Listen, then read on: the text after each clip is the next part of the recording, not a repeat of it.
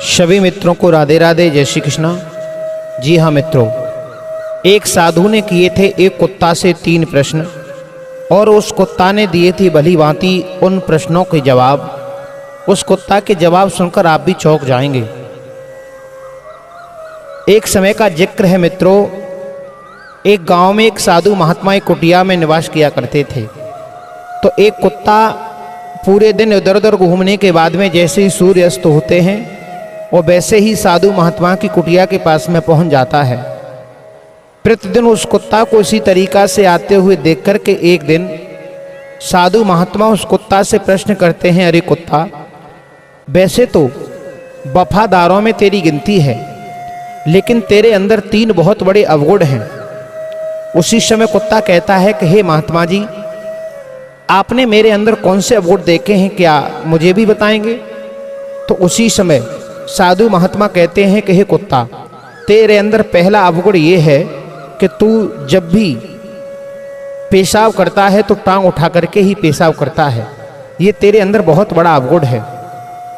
उसी समय कुत्ता ने जवाब दिया है, हे स्वामी जी, मेरे अंदर ये अवगुण नहीं गुण है।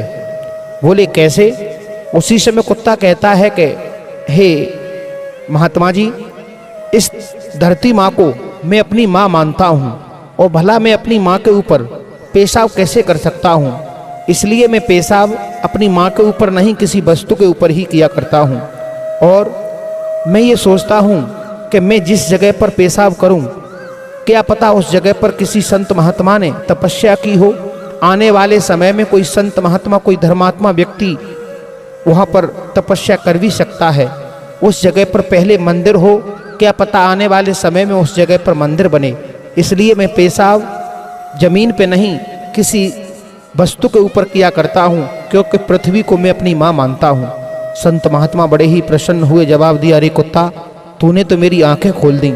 उसी समय कुत्ता कहता है कि हे महात्मा जी, तो मेरे अंदर दूसरा अवगुण कौन सा देखते हो? उसी समय संत महात्मा कहते हैं कि ये तो तुम्हारे अंदर बहुत बड़ा अवगुण है।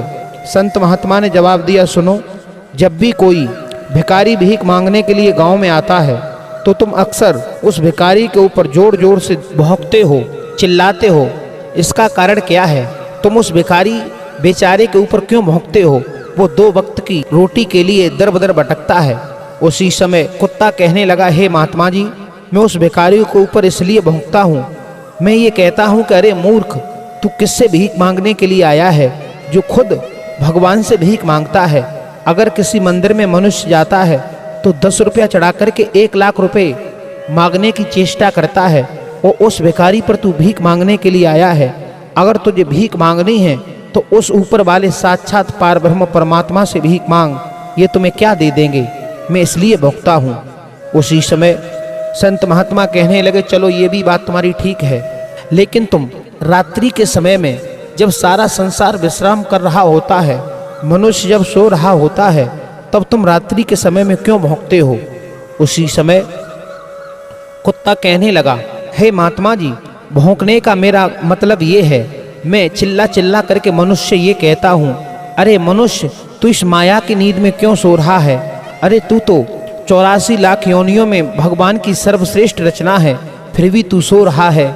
ये तेरे सोने का समय नहीं है। सोने के लिए तो हम जैसे कुत्ते ही बहुत हैं, लेकिन मनुष्य की समझ में कुछ नहीं आता।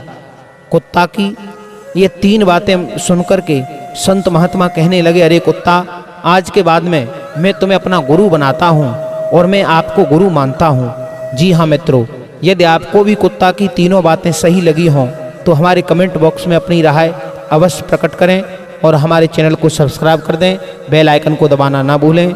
सभी मित्रों को राधे राधे, जय श्री कृष्णा। मिलते हैं किसी नई वीडियो के साथ में।